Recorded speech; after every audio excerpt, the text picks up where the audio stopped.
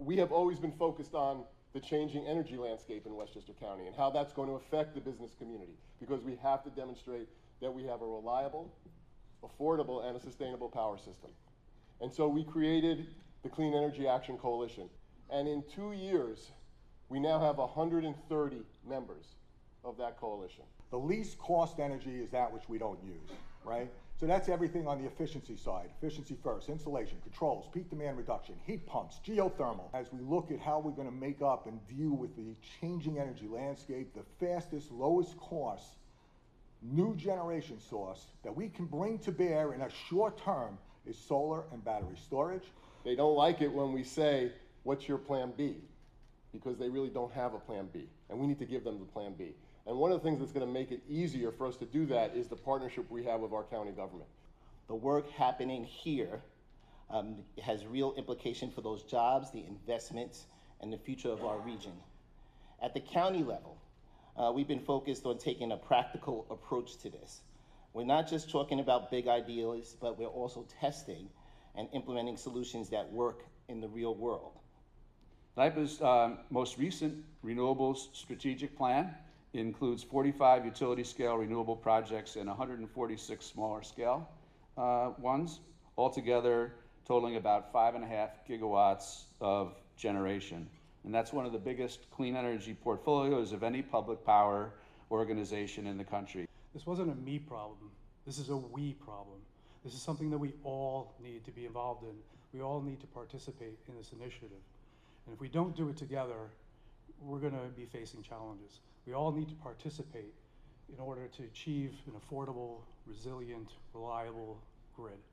She was a living embodiment of somebody who so much believed in clean energy, in renewable energy, in community.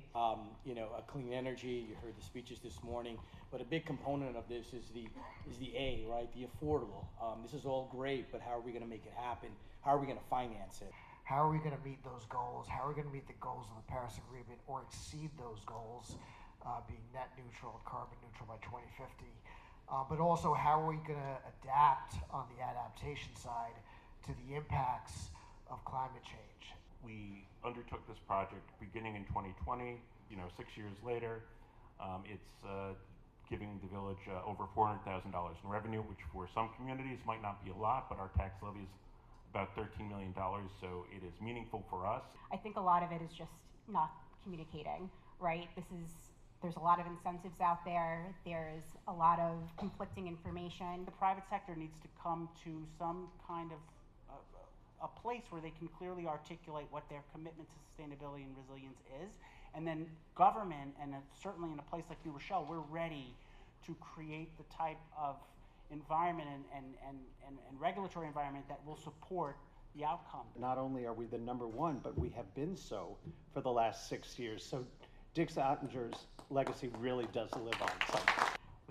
We do work with municipalities on offering pilots for any company that is building or rehabilitating their facilities here in Westchester County. The city, prior to my term as mayor, starting my 3rd year, recognizing that we'd be opening the grounds and literally building, could weave in some forward-thinking, green, kind of LEED certified, that kind of element to our building, to your point, so that we're building for the future and not so much for now. So I definitely think that's like one node of our effort towards clean energy. We have a lot of money that we can bring in the form of incentives.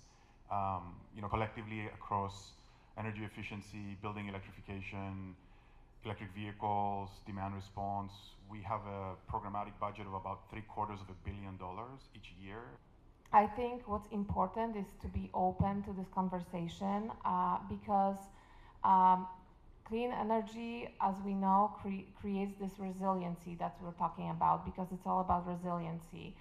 And it empowers communities in many ways. We're the economic engine of this entire region. We are a beehive of activity. 75% of life is just showing up. Just being here, you've met that criteria. But perhaps more importantly, invest in this initiative because you want a seat at the table as the solutions are being decided upon. So the 4 priorities that we have are: 1, reduce peak demand, do efficiency work all over. 2 and 3, fast-track solar, fast-track battery energy storage. 4, use and promote renewable diesel. These are the things that we think we can have a major impact in the short term today that's going to make energy more affordable, more reliable, and more sustainable. And let's build a powerhouse, literally,